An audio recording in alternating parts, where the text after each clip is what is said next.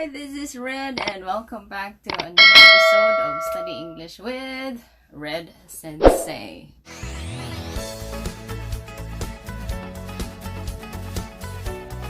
So in today's topic, we are going to study about the difference between in spite of and despite.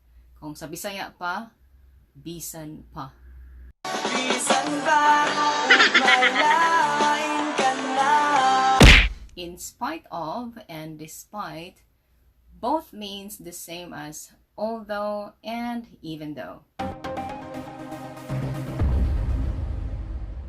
But they are considered as prepositional expressions, so we put nouns after them.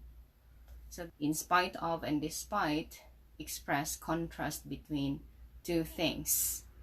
So there are three ways of using them. First one is a noun.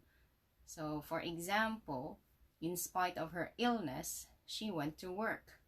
Illness is our noun in that sentence. The second one is a gerund. Gerund is a verb plus ing. For example, despite being ill, she went to work. Being is our ing form. The last one is the fact that. For example, in spite of the fact that she was ill, she went to work.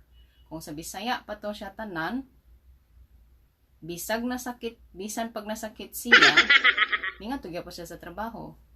Kung gihan ba? Sana oy. Remember, you are not supposed to use this expression with that clause. So don't use that clause after in spite and despite of. Instead, you need to say in spite of the fact, that, or despite the fact that, nani.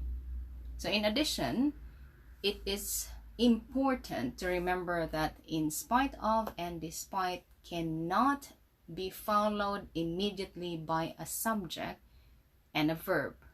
So we cannot say, for example, in spite of she was ill, she went to work.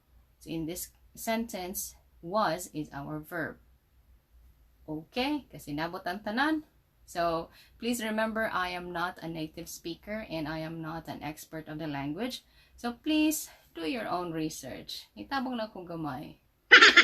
Anyway, so that's all for today. If you enjoyed watching this video, and I really hope you did, please don't forget to like it. It will help me a lot. It is very important. So like, share, and subscribe if you want to continue studying English with me.